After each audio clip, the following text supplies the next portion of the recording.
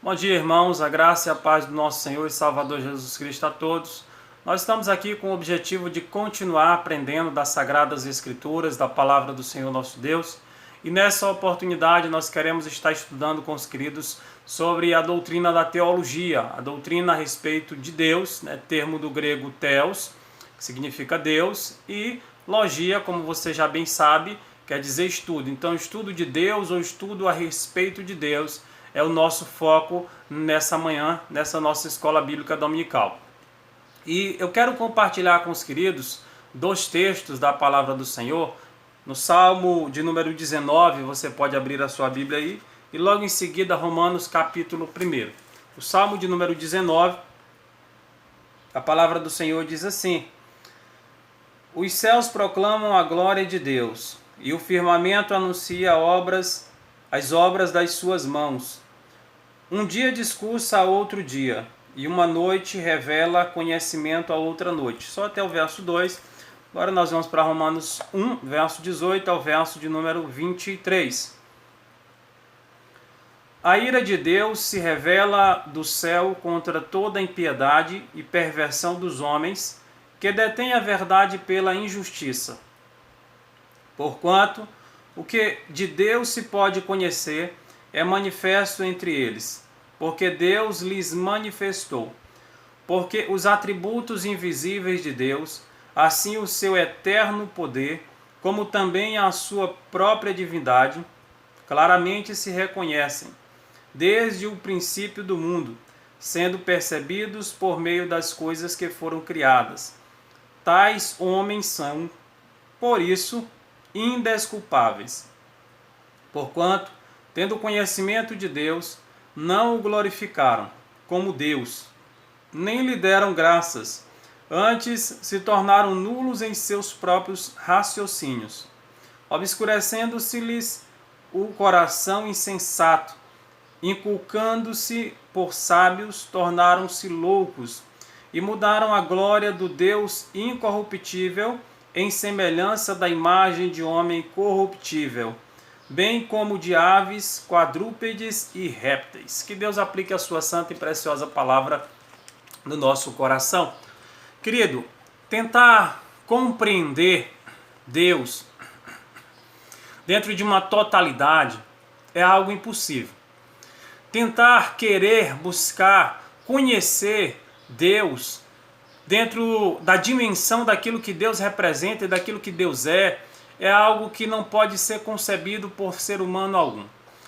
Eu gosto muito de comparar que tentar entender a mente de Deus é como querer colocar dentro de um copo, dentro de um recipiente, o oceano, todas as águas que contém o oceano.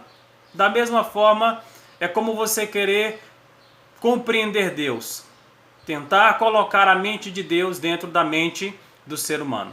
Um ser infinito dentro de um contexto finito que é a humanidade. Nós de fato não podemos conhecer Deus nesse aspecto, mas podemos sim de fato conhecer Deus naquilo que Ele nos apresenta, naquilo que Ele nos revela. E podemos perceber que é possível, como diz o profeta Oséias, no capítulo 6, versículo 3, conhecer Deus de uma forma a qual seja algo progressivo, seja algo constante, seja algo diário, a cada momento. Ele diz: conheçamos e prossigamos em conhecer ao Senhor. E eu convido você nessa manhã a estar abrindo o seu coração para compreender aquilo que Deus ele quer falar com você, para entender de fato como você pode melhor conhecer a Deus e desfrutar de um relacionamento íntimo, de um relacionamento pessoal com o Senhor nosso Deus.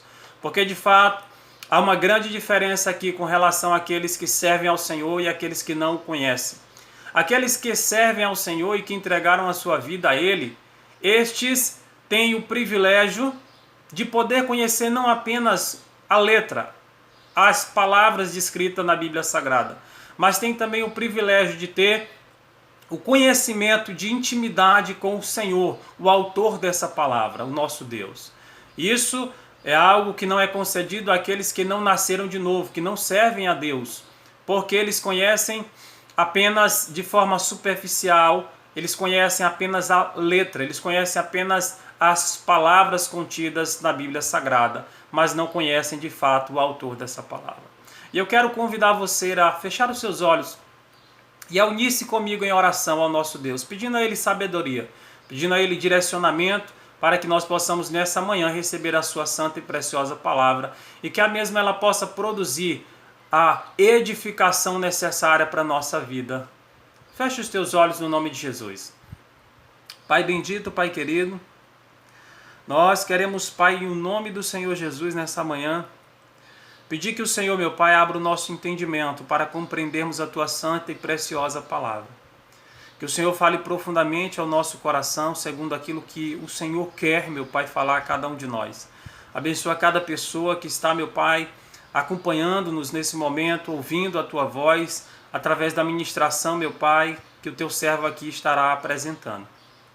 Em nome de Jesus, Pai, eu te peço que o Senhor fortaleça a nossa fé e nos ensine, meu Deus, a cada dia a confiar mais e mais no Senhor, que é o nosso Deus, que é o nosso Pai. Abençoa-nos no nome de Jesus, assim eu oro e agradeço por fé, Pai, no nome do Teu Filho Jesus, Senhor. Amém e amém. Bem, querido, estudar a respeito dessa doutrina é algo maravilhoso, porque de fato estamos tendo a oportunidade de nos aprofundarmos naquilo que Deus quer, naquilo que é o objetivo de Deus para as nossas vidas, que é conhecê-lo, conhecê-lo cada vez mais e mais, termos cada dia mais e mais essa oportunidade de nos aproximarmos de Deus, de estreitarmos esse relacionamento com o Senhor. Relacionamento esse que fora possível através daquilo que Jesus ele realizou ali na cruz do Calvário, fazendo com que nós pudéssemos ser religados ao Senhor nosso Deus, tendo a oportunidade de desfrutar de um conhecimento mais aprofundado a respeito do Senhor nosso Deus. E eu quero fazer aqui alguns destaques, tanto com base no Salmo que foi lido, os 2 primeiros versos, como também aqui no capítulo 1 aos Romanos, do verso 18 ao verso 23, focando dentro do aspecto da existência de Deus, focando dentro do aspecto dessa origem desse Deus, focando também dentro do que o texto nos apresenta, dessa divindade que aqui é destacada, dentro desses atributos aqui que são mencionados por Paulo, e também dentro desse aspecto onde há um Deus Todo-Poderoso que é substituído, que é trocado. O homem faz essa troca, faz essa substituição, tirando esse Deus do lugar que é devido da sua vida, para colocar outros seres, para colocar outras divindades e até mesmo para se direcionar, se dobrar diante daquilo que é material, diante do homem. O próprio homem começa a adorar a criatura ao invés do Criador, como o texto de Paulo aqui, escrevendo aos Romanos, nos destaca, tá certo? Então, inicialmente, pensemos sobre a origem de Deus. Como se dá, dentro da nossa concepção humana, pensar na origem de um Deus, na origem do Criador de todas as coisas. É possível que alguém possa nos apresentar a existência desse Deus? É possível alguém responder tais indagações como a primeira, como Deus surgiu? Ou a segunda, de onde ele veio? Ou até mesmo a terceira, qual seria o sexo de Deus? São indagações que a humanidade tem feito ao longo dos tempos, ao longo dos anos, dos séculos, tem se questionado. E eu quero aqui refletir com você, dizendo que ninguém pode, de fato, tentar apresentar tal resposta com relação à primeira indagação. De onde ou como Deus veio a surgir. Como é que surgiu Deus? Quando dá o início de Deus?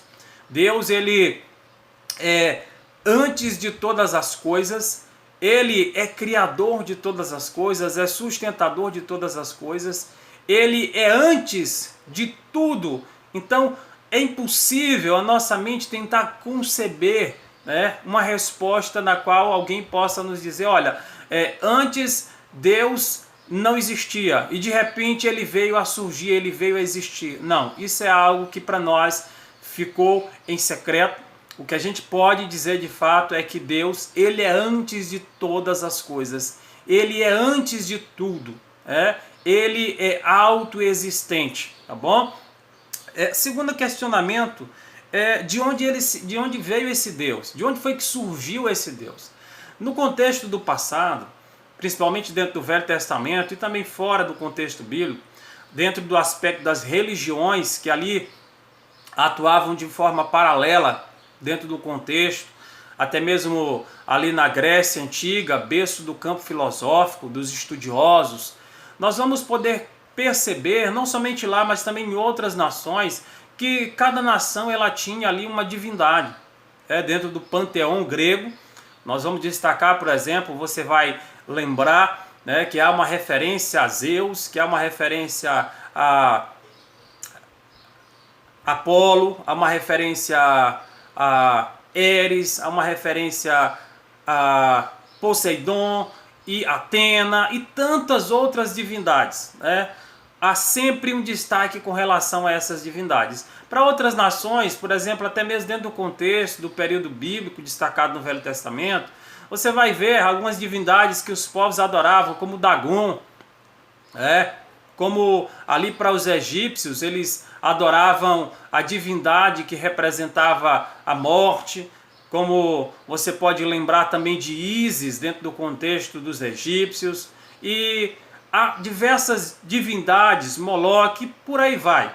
Mas quando você para refletir dentro desse contexto politeísta, você vai perceber que a nação hebreia ela faz um destaque em uma adoração direcionada a um único Deus, que é o Deus, o Senhor, o nosso Deus Todo-Poderoso, Criador dos céus e da terra. Aquele o qual é acima de todos aqueles que se apresentam como possíveis divindades. Ele é o único Senhor, o Deus Todo-Poderoso. Ele é aquele que vem antes de tudo. Ele é aquele o qual ninguém pode dizer de onde ele veio, de onde ele surgiu. A ideia de sexo dentro desse aspecto divino é algo muito superficial e digno realmente de uma desconsideração da nossa parte. Por quê?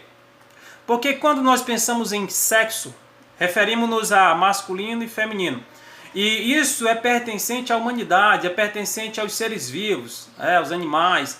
Mas dentro de um contexto divino, isso não há nenhuma possibilidade, pois o próprio Deus, ele fala na Bíblia Sagrada, em João 4, por exemplo, que ele é espírito, né? Ele não está enquadrado, ele não está inserido nessa limitação do sexo masculino ou do sexo feminino. Deus, ele é Deus, ele é espírito, ele não se apresenta nem como homem, nem se apresenta como mulher, mas ele se apresenta como um ser superior, como a divindade, como aquele que é antes de todas as coisas, o qual ninguém sabe, né?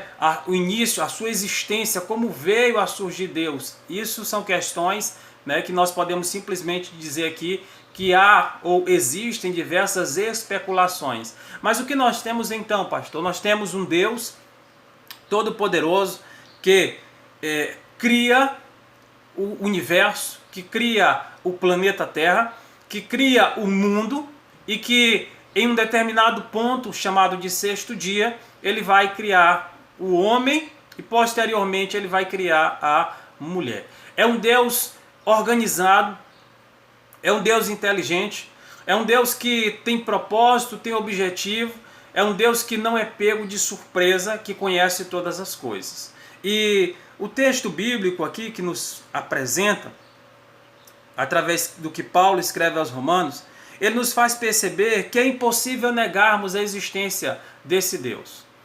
É impossível nós negarmos a existência desse Deus. Muitos têm se levantado, têm tentado argumentar, apresentando postulados científicos, tentando, de certa forma, descredibilizar a ideia da existência de um Deus, e quando, na verdade, nós podemos simplesmente perceber que aquilo que se levanta como proposta de ateísmo é uma coisa muito fraca, é uma coisa muito superficial, é uma coisa realmente que não tem substância ou sustentabilidade para poder confrontar a existência de um Deus todo-poderoso, de um Deus criador e sustentador de todas as coisas.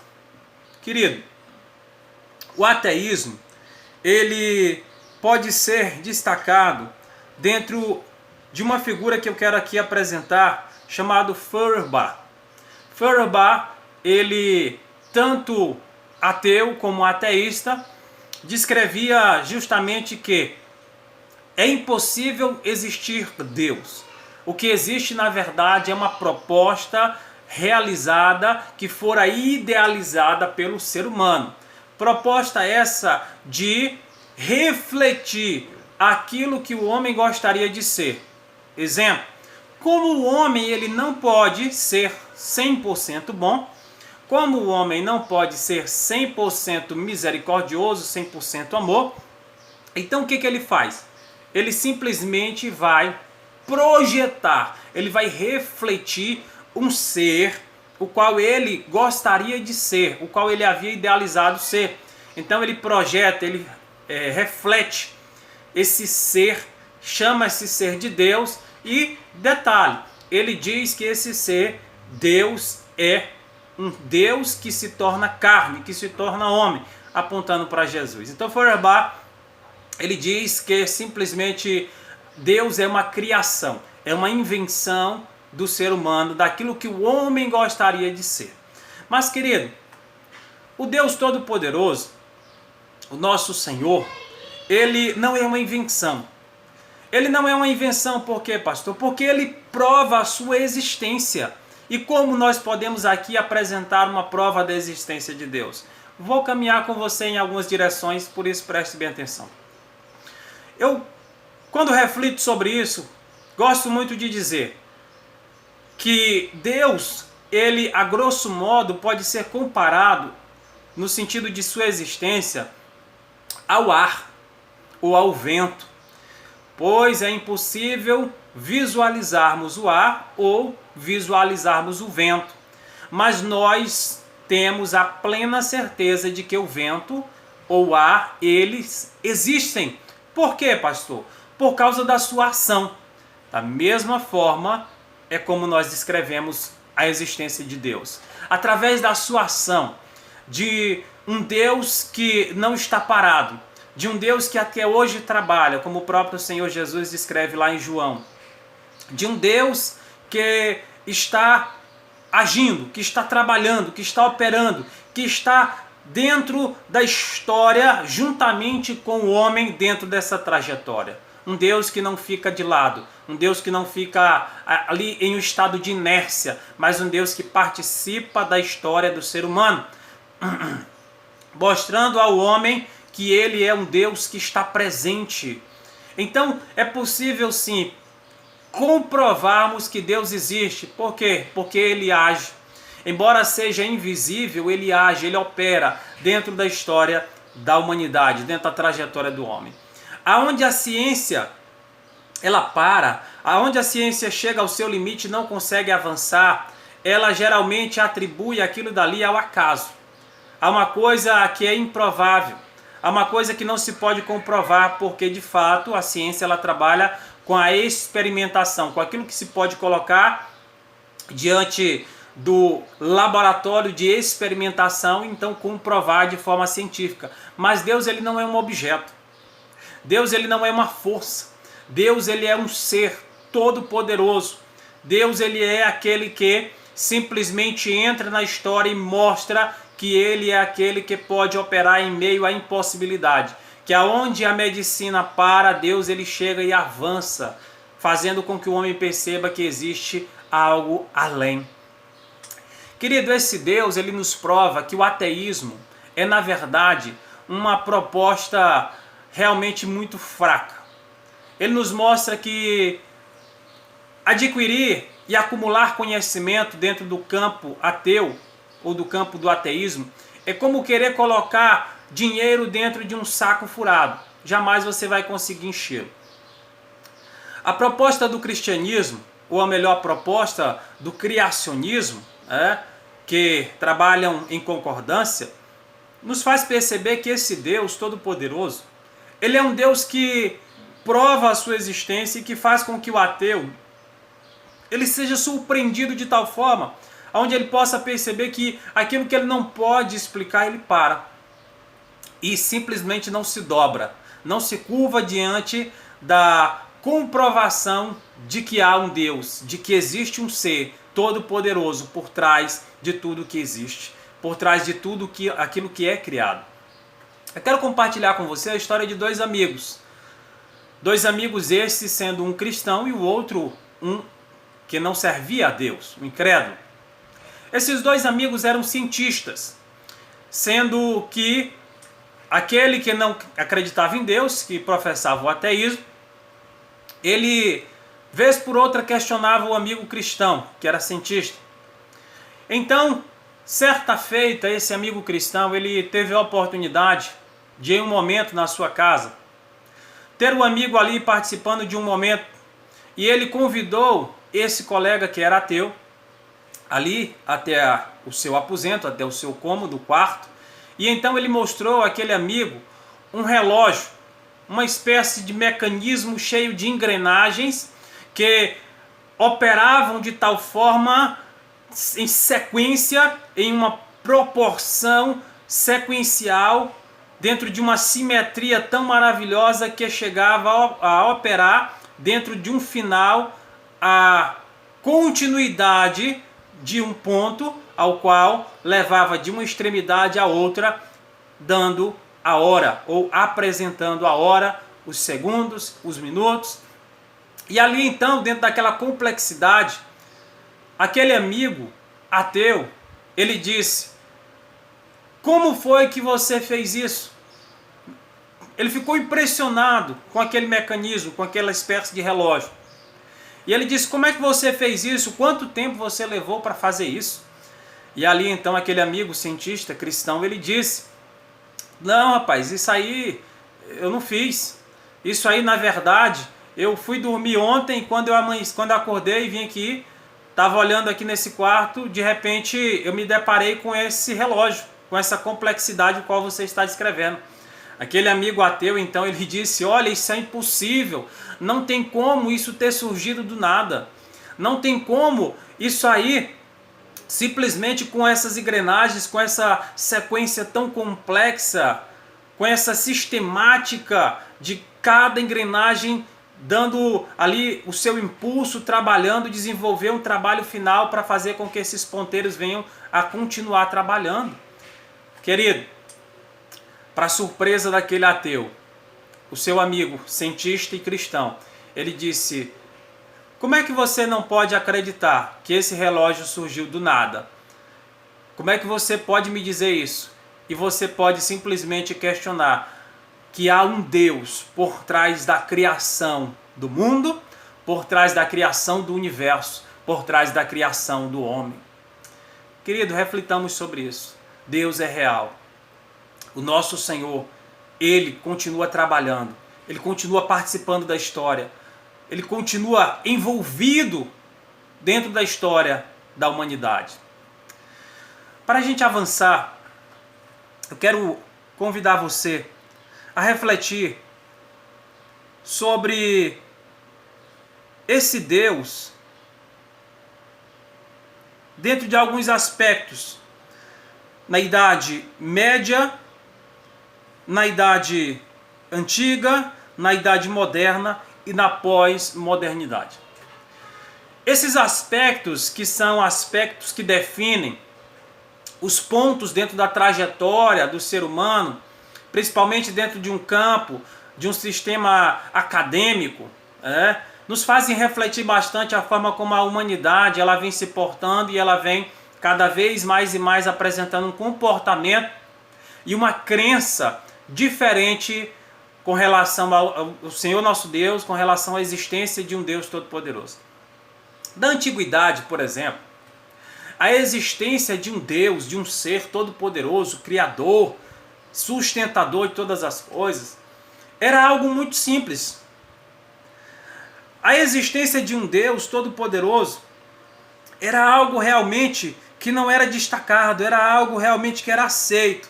E a gente sabe, como eu descrevi agora há pouco, falando sobre o politeísmo, que dentro desse conceito do costume do povo hebreu, era tranquilo a ideia de um único Deus, de um Deus todo-poderoso, mas a ideia aqui, dentro desse período da antiguidade, é que a existência desse Deus, desse Senhor, era algo que deveria ser aceito, sem questionamentos.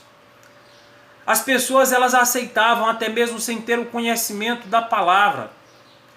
Aquilo que era transmitido pelos religiosos da sua contemporaneidade era algo que realmente não era questionável, era algo visto como uma autoridade, como uma verdade absoluta, a existência desse Deus, desse ser todo-poderoso, que era merecedor de toda adoração, de todo louvor. Então, a coisa vai andando com o tempo, e nós vamos percebendo, exemplo, na Idade Média, esse contexto, ele passa por aqui.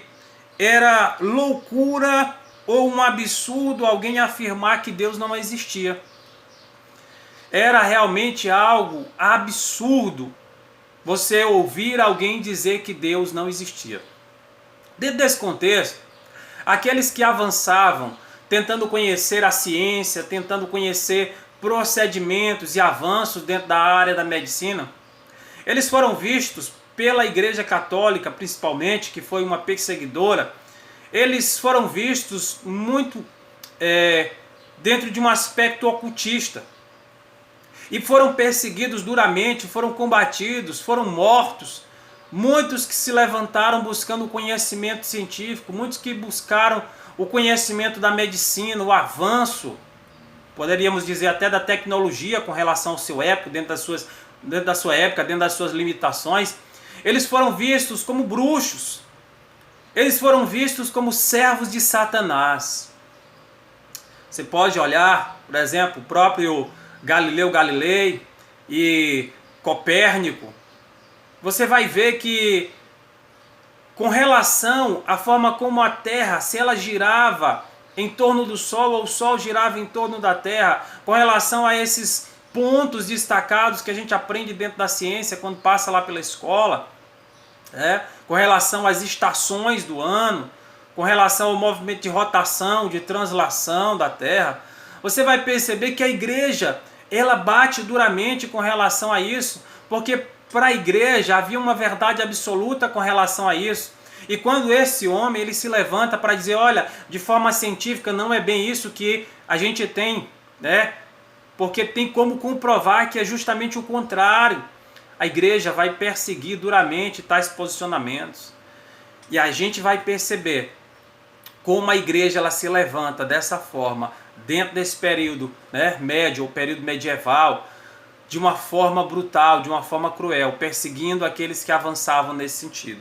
Dentro desse contexto, para muitos, a gente sabe que há suas exceções, ou existem as suas exceções, mas dentro desse contexto, querido, a existência de um Deus era algo comum, era algo realmente possível. Não havia de forma nenhuma esse absurdo, essa questão de dizer, olha, Deus não existe, Deus não é real. Mas a coisa vai andando. E dentro do período da modernidade, já começa a haver um questionamento sobre a existência de Deus. Na modernidade, Deus ele já é convidado a ficar sobre uma mesa para ser objeto de experimentação científica. Deus, os postulados, os conjuntos doutrinários, históricos, aquilo que realmente era voltado para a existência de um Deus, de um ser todo-poderoso, criador, agora, dentro da modernidade, ela tem ali a objetividade de ser colocado diante de uma mesa de experimentação. Começa a se questionar a existência de um Deus. E cada momento desse dentro da história tem aqui, infelizmente, os seus pontos danosos. Mas a coisa ela vai ficando cada vez pior. Dentro da modernidade, esse é o ponto, esse é o foco. Mas a coisa avança e hoje nós vivemos aquilo que é chamado pós-modernidade. E dentro da pós-modernidade, como a gente bem sabe, aquilo que é certo é errado, aquilo que é errado é certo, essa verdade absoluta, esses valores absolutos são realmente questionados, são colocados aí diante das pessoas como algo que não pode ser visto, como algo realmente concreto. Esse é o período pós-moderno. E no período pós-moderno, que se diga de passagem, a existência de Deus, ela já não é realmente como fora no passado, algo comum, algo digno de aceitação para todos, não se pode questionar. A existência de um Deus, de um Senhor Todo-Poderoso, ela já não é realmente aquilo que é aceito. Agora a existência de um Deus Todo-Poderoso nem mesmo sequer pode ser colocado diante de uma mesa como algo digno de experimentação, de algo de avaliação. Em um período pós-moderno, a existência de Deus, ela é algo realmente descartado. A existência de Deus é algo fictício, é algo utópico, é algo imaginário, é uma loucura. É justamente algo concebido dentro da mentalidade, tá bom? Dentro da mentalidade de religiosos fanáticos. É aquilo que os acadêmicos, é aquilo que os estudiosos, na sua grande maioria, definem com relação à existência de um Deus, o qual eu e você acreditamos, tá certo? Mas, querido, o texto bíblico aqui de Romanos, ele vai nos falar que Deus, esse Criador, ele revela do céu se revela do céu contra toda a impiedade e a perversão dos homens que detêm a verdade pela injustiça. E a gente bem sabe que o homem, ele prefere fazer isso. Ele troca a verdade pelo erro. Ele troca a justiça pela injustiça. Dentro desse aspecto divino, desse aspecto de Deus. E o que vai acontecer aqui então? Esse Deus Todo-Poderoso, o qual nós podemos conhecê-lo, ele se revela. Em Romanos aqui capítulo 1, nós podemos perceber aquilo que eu vou destacar como primeira forma de Deus se revelar. Deus primeiramente ele se revela através daquilo que é a criação. Por isso, tais homens são indesculpáveis diante daquilo que Deus criou do seu eterno poder. Porque, amado, o Senhor nosso Deus, Ele criou tudo o que nós temos, tudo o que nós vemos. Ele tem a sua assinatura, tá bom? Por trás da criação. Ou Ele deixa a marca, como isso já foi comprovado dentro do aspecto científico, que há a existência de um ser todo-poderoso por trás da criação. E esse Deus, ele nos faz perceber que ele criou e ele é o Criador, de tal forma que ele não está anexado à sua criação. Entenda bem o que eu quero dizer. Deus, ele é comparado aqui àquele pintor que faz uma imagem linda em uma parede, em um muro, e lá no finalzinho daquela imagem, daquele desenho, ele coloca o seu nome ali, deixando para que todos possam perceber que há alguém por trás daquele desenho, há alguém que criou aquilo ali. Então é dessa forma que Deus ele se revela, como aquele que cria, mas como aquele que não faz parte, no sentido de anexar a criação. Por que eu estou dizendo isso? Porque se levantaram, dentro ao longo do tempo, algumas ideias errôneas com relação a isso. A primeira delas que eu quero destacar é a ideia do panteísmo. O panteísmo muito presente dentro da religião hindu, dentro do contexto dos indianos, é que Deus, ele na verdade, ele é tudo e está em tudo. A ideia de que Deus, ele faz parte da sua criação. Ele e a sua criação se ligam de tal forma que se tornam uma coisa só. Então, dentro desse contexto da religião hindu, dos indianos, eles vão dizer que Deus, ele é a árvore, que Deus, ele é o animal, que Deus ele é a cadeira, que Deus ele é a parede, que Deus ele é isso, que Deus ele é aquilo. Então eles unificaram Criador e criação em uma coisa só. E Deus não é isso. A outra ideia é o deísmo, que Deus ele criou o mundo, eles não negam a existência de um Deus criador, que Deus criou o mundo, só que ele não participa desse mundo, ele não interage, ele não faz parte desse mundo. Ele simplesmente criou o mundo, ele deu corda a esse mundo e depois ele soltou esse mundo e deixou ele aí, se virando. Uma outra ideia seria o gnosticismo. A ideia do gnosticismo é de que Deus ele não participou da criação. Por quê? Porque Deus ele é espírito e os gnósticos diziam que o espírito é bom e a matéria é má. Logo, se Deus houvesse criado o mundo, que tivesse criado o universo, ele teria tido contato com a matéria.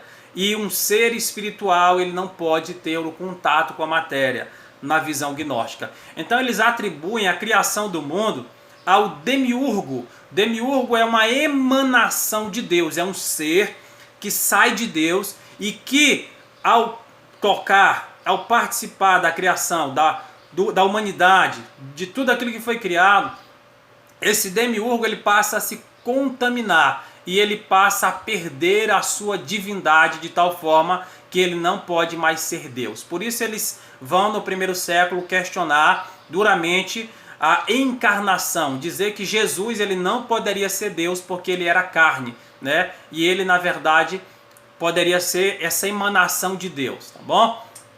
Mas queridos, a existência de Deus é algo maravilhoso. Esse Deus, ele existe de uma maneira que ele cria a humanidade, que ele cria o universo, que ele cria todos os seres vivos, mas ele não é a criação, ele é o Criador.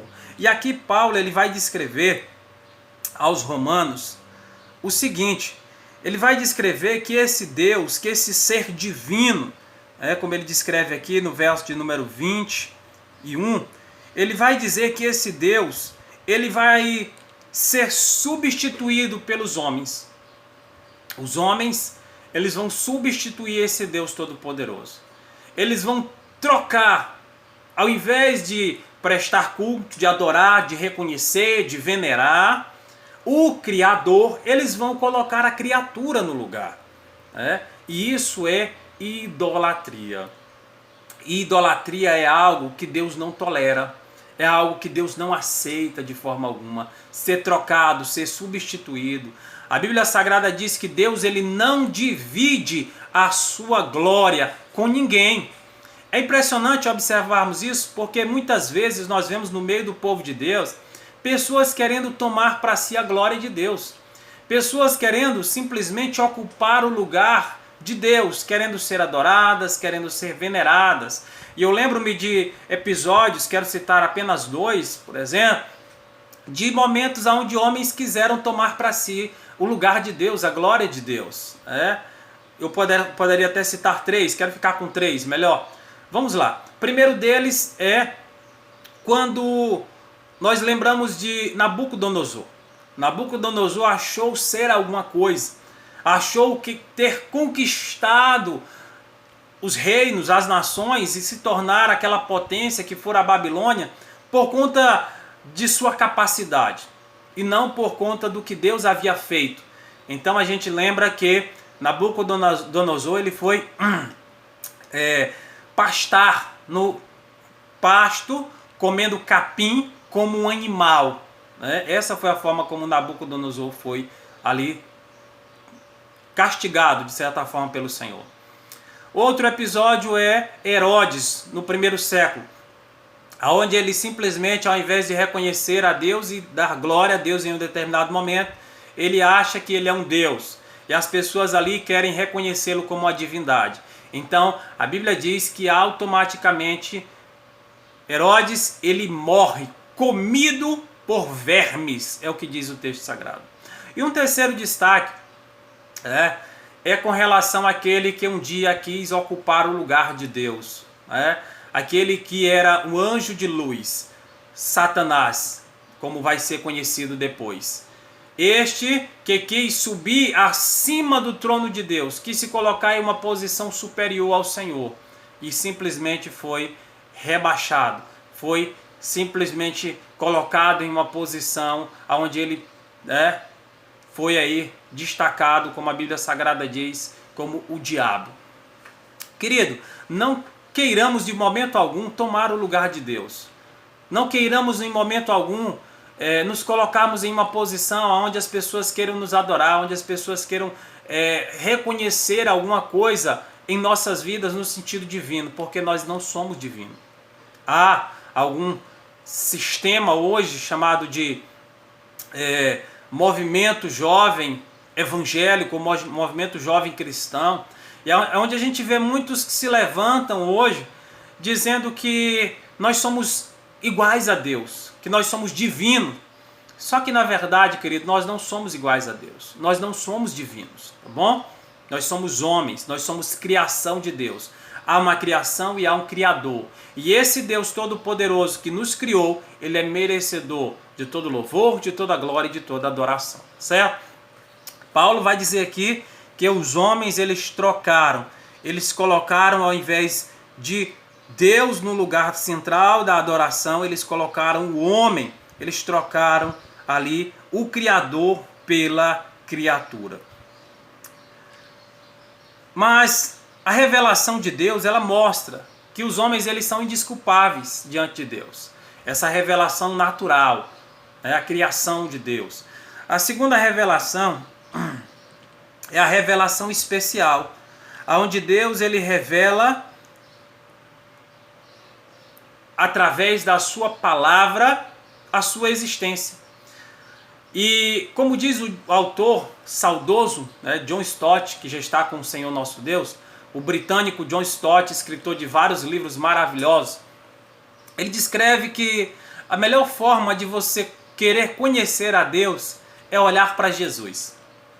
A melhor forma de conhecer a Deus é olhar para Jesus. Jesus, ele é a revelação exata de Deus. É o que Paulo vai descrever lá em Colossenses, no primeiro capítulo, combatendo o gnosticismo no primeiro século. Ali você vai perceber Paulo dizendo que em Jesus subsiste, em Jesus habita toda a natureza divina. Por isso ele vai dizer lá em João capítulo 14, quando ali questionado por Filipe a respeito de Deus, ele diz: mostra-nos o Pai, e isso nos basta. E ali Jesus responde a Filipe e aos demais o seguinte: eu estou há tanto tempo com vocês e vocês não têm me conhecido. Quem vê a mim vê ao Pai. Jesus não estava falando isso no aspecto físico, literalmente, mas ele estava falando no sentido de atributos. Ele estava falando num sentido de poder, de operação, de atividade naquele contexto. E aqui é onde eu quero avançar com os irmãos nesse próximo aspecto. Descrevendo que os atributos de Deus eles são destacados aqui em Romanos e eles podem ser percebidos pela humanidade.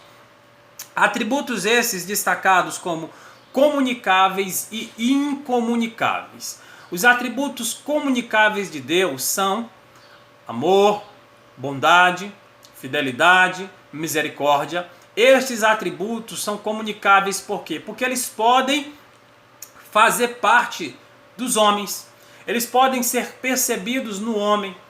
Eles não na sua totalidade, mas de forma parcial podem ser encontrados na humanidade. Aqueles que servem a Deus, eles podem apresentar estes atributos que são comunicáveis de Deus, participáveis de Deus com a humanidade. Mas os atributos incomunicáveis, estes não podem jamais ser encontrados no homem.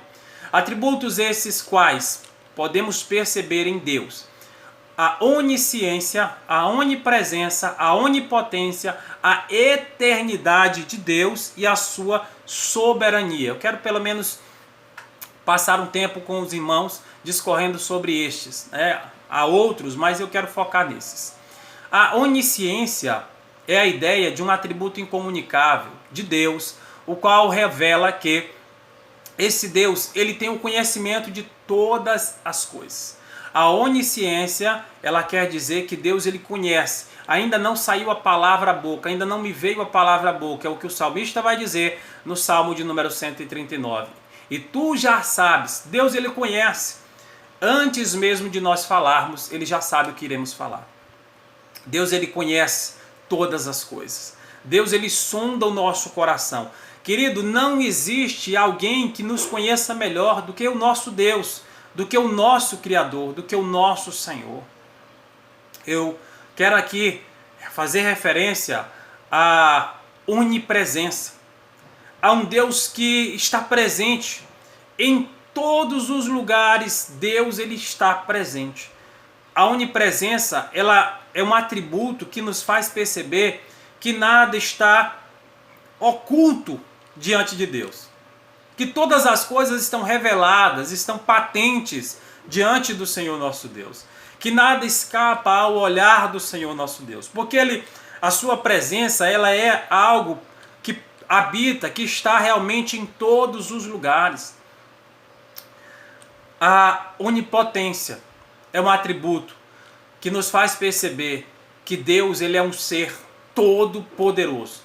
Que ele é o Deus que mantém em suas mãos todo o poder, o qual o próprio Senhor Jesus em Mateus 28, verso 18 vai dizer: todo o poder e toda a autoridade foram-me dados, tanto na terra como no céu.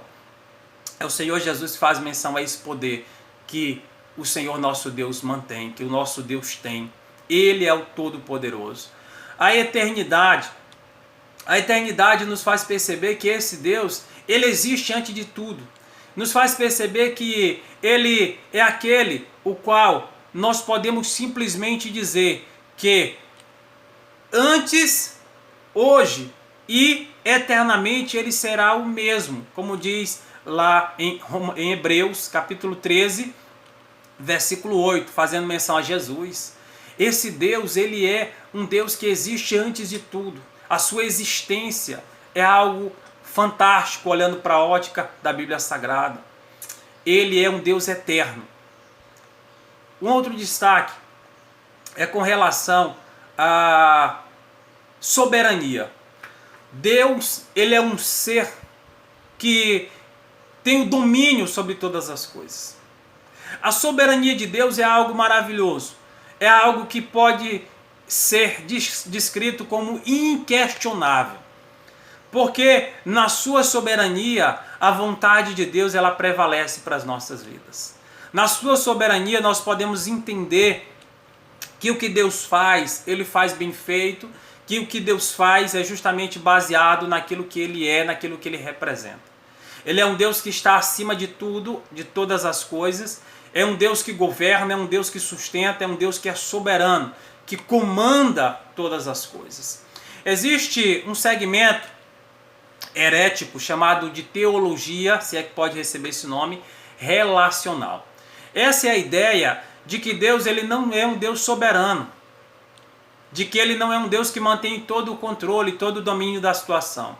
Essa ideia ela descreve que Deus ele é um ser que não conhece na totalidade, que ele conhece e domina apenas dentro de um vislumbre, de uma forma parcial, de uma forma embaçada, aquilo que há de acontecer futuramente. De que Deus ele não tem em suas mãos o controle soberano do que está acontecendo. Como que na verdade parecesse um caminhão que desce ladeira abaixo, descontrolado, desgovernado, é a forma como a humanidade descreve alguns eventos que acontecem. Eu quero dizer para você, querido, que o nosso Deus, ele detém todo o controle. Ele é um ser soberano. Ele é um Deus que mantém o controle de toda a situação. Como descreve o colega reverendo Hernandes, ele é o Deus que está na sala onde comanda todo o universo. Eu estava refletindo esses dias sobre a situação que nós enfrentamos. É uma situação realmente muito triste, muito delicada, diante desse surto, dessa pandemia, dessa doença, que podemos dizer assim, que é realmente muito fácil de ser transmitido, o contágio. e já tem trazido óbitos, muitos óbitos, tanto no nosso país, né, que está aí lá pelo 6º lugar, e nos Estados Unidos a gente tem acompanhado, se não me falha a memória, mais de 80 mil mortes já. Mas eu estava pensando esses dias sobre algumas doenças do passado, como a gripe suína, a gripe espanhola, a peste bubônica, a tuberculose, que na época foi considerada como o mal do século. E eu estava ali olhando, refletindo sobre esses dados que são apresentados, né, dentro da área da saúde. Querido, essas doenças, elas levaram mais de 50 milhões, vou repetir, mais de 50 milhões de vidas. O que eu quero dizer para você com isso? Não me entenda mal. O pastor não está dizendo que não é porque a gente não atingiu nem 1 milhão de mortes ainda que a gente tem que ficar despreocupado, tem que ficar tranquilo. Não é isso que eu quero dizer para você. Eu quero dizer para você que no passado muitas e muitas vidas foram ceifadas, chegando a um número assombroso. Mas mesmo assim, a humanidade continuou. Mesmo assim, Deus continuou sendo o mesmo. Queridos, o Deus que agia dentro desse contexto dessas outras doenças, onde muito mais pessoas foram mortas, e eu acredito que o desespero, que o terror que hoje há, ele não pode nem sequer ser comparado ao terror e ao medo que havia dentro de um período como esse, onde mais de 50 milhões de pessoas morreram. E eu explico para você por quê. Porque dentro daquela época, amado irmão, não havia o avanço científico na área da medicina, na área da tecnologia, como nós temos hoje. Não havia uma corrida, né, com mais agilidade, com mais segurança dentro do campo, da área de uma busca, ou por uma busca dentro da área de infectologia, correndo atrás de uma cura, de uma solução para o problema daquela época, como nós temos hoje. Hoje há um avanço gigantesco, gritante com relação ao passado. E hoje eu digo muito, a gente precisa parar para reconhecer que o Deus o qual nós servimos, o Criador, o Senhor, aquele que é antes de todas as coisas, o que é onipotente, onisciente, onipresente, o que é eterno e o que é soberano, ele continua no controle da situação.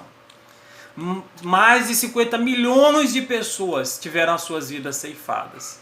Não estou dizendo, repito, porque ainda não chegou em 1 milhão, não é isso. Eu estou dizendo para você o seguinte, que diante daquela imensidão de mortes no passado, Deus, ele era e ele continua sendo e continuará sendo o mesmo Deus, o mesmo Senhor, o Deus Todo-Poderoso, que está no controle da situação.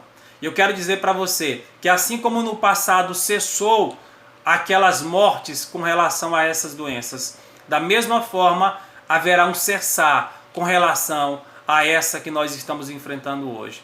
Eu não posso lhe dizer quantas mais vidas, quantas vidas mais irão ser ceifadas, quantas pessoas mais irão morrer, mas eu posso dizer uma coisa para você, independente do número de pessoas que ainda vierem a morrer, Deus, ele continua sendo Deus. Deus, ele continua no controle da situação. Ele não vai ser pego de surpresas.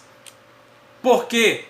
Por que Deus não pode ser pego de surpresa, pastor? Porque ele conhece aquilo que está além da esquina, aquilo que está além da curva. Porque nós podemos ver somente até tal ponto. Mas Deus, ele enxerga além daquilo que nós podemos ver. Deus, ele conhece o futuro. Ele sabe de todas as coisas. E ele detém na sua mão todo o poder.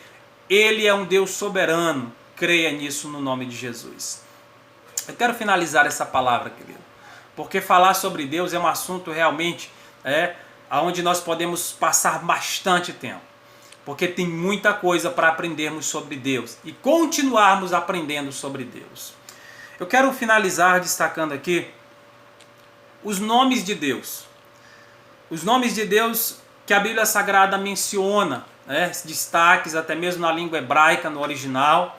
Nomes esses que não podem ser vistos de forma alguma como uma espécie de palavra mágica, palavra-chave para utilizar em algum momento da nossa vida, né?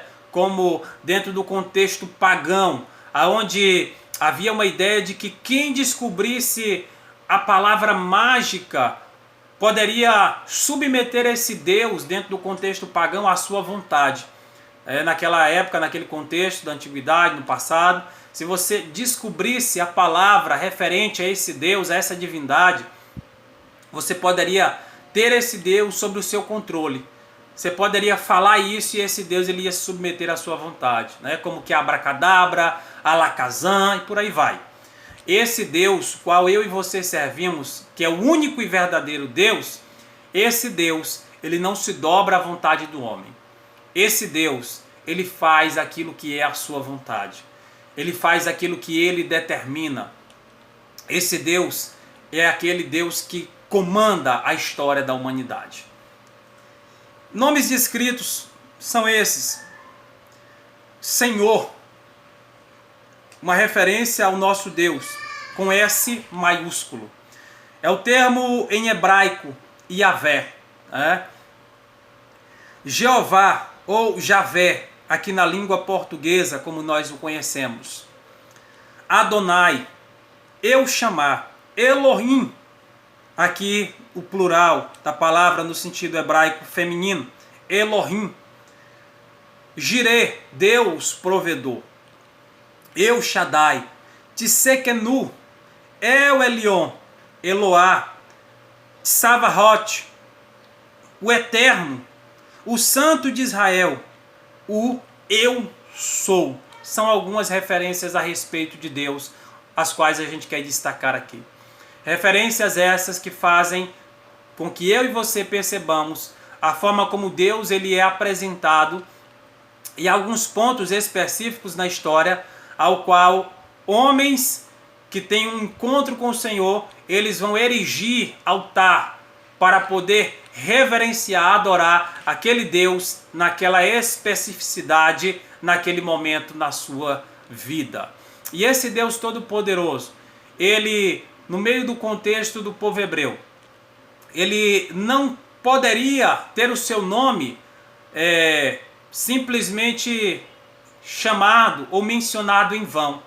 A própria Bíblia vai dizer, não vai levantar o seu nome de Deus em vão, não vai utilizar o nome de Deus em vão. Então eles tinham esse cuidado. Então esses nomes eles vão surgindo dentro de um contexto justamente para que eles não ficassem referindo-se a Deus dentro das suas orações, dentro desse momento, como sendo o Deus, o Yahvé. Mas eles simplesmente utilizavam esses termos que designavam de fato quem Deus era na sua essência. Um Deus que sara, um Deus que cura, um Deus todo-poderoso, um Deus provedor, um Deus presente, um Deus que é justiça, um Deus que é santo, um Deus que é aquele que era, que é e que sempre será o Senhor, o Deus todo-poderoso.